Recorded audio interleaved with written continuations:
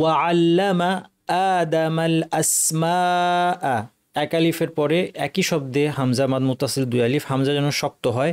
কুল্লাহা calf, এখানে অনেকে কাফকে কফের মতো ভুলে উচ্চারণ করে ফেলেন, খুল্লাহাকে কুল্লাহা যেন না বলা হয়, খেয়াল করতে হবে। সুম্মা, সুম্মা সা বলার সময় জিহ্বার কিনারা দাঁতের শীর্ষ, উপরের দাঁতের শীর্ষে লাগিয়ে দুই দাঁতের মধ্যে ফাঁকা রেখে উচ্চারণ করার চেষ্টা করতে হবে সু, তাহলে উচ্চারণটা স্পষ্ট হবে।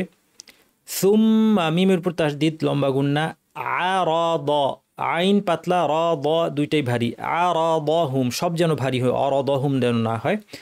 সুম্মা আরাদহুম আলাল মালাইকাতি, লামের পরে আলিফ আছে, এরপরে হামজা একই শব্দে মাদ মুত্তাসিল দুই আলিফ, এবং হামজাটাকে শক্ত করতে হবে, মালাইকাতি।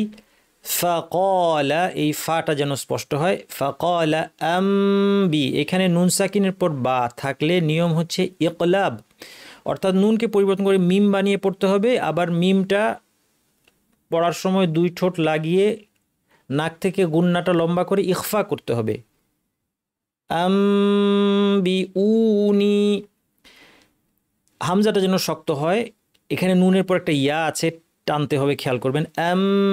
বি উনি টানতে হবে, বি আসমা ই, বা হামজা এই সবগুলো শক্ত হবে, বি আসমা ই, এক আলিফের পর হামজা একই শব্দে মাদ মুত্তাসিল দুই আলিফ, হা উলা ই, এখানে এক আলিফের পরে হামজা আছে, এখানে কিন্তু হা একটা শব্দ কিন্তু এবং উলা ই আরেকটা ভিন্ন শব্দ, এই জন্য লেখা দেখতে মনে হচ্ছে যে হামজাটা একই শব্দে আছে, কিন্তু আসলে আরবি ভাষার নিয়ম অনুযায়ী এখানে হামজাটা ভিন্ন শব্দ, কারণ হা একটা আলাদা শব্দ।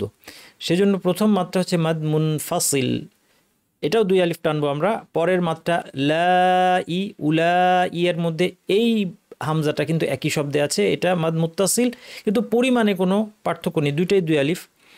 তাহলে হা উলা ই, ই ইং, এখানে দুইটা হামজা পরপর শক্ত করতে হবে, খেয়াল করে। ইং কু, নুন সাকিন কাফ ইখফার হরফ, জিব্বাকে কাফের মাখরাজে পুরোপুরি লাগিয়ে নাক থেকে গুণা করতে হবে। ইং কুনতুম, নুন সাকিনের পর যখন তা আসলো এখানে ইখফা করতে হবে। এটা যদি আমাদের উপর পাটির দাঁত হয়, এগুলো যদি দাঁত হয়, এটা যদি মাড়ি হয়, দাঁতের গোড়ায় জিব্বা লাগিয়ে তা বলতে হয়, সেখানে কাছাকাছি আমরা জিব্বা নিব, লাগাবো না, এবং নাক থেকে গুণা করে বলবো কুনতু। ইং কুনতুম, স ভারী, স দি, স দি কিন, দুইটা জের আছে, শেষে ইয়ানুন দুই আলিফ টেনে আমরা থামবো। وعلم آدم الأسماء كلها ثم عرضهم على الملائكة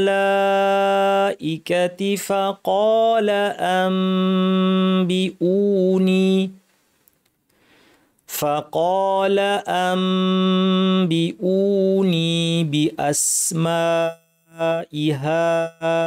هؤلاء إن كنتم صادقين।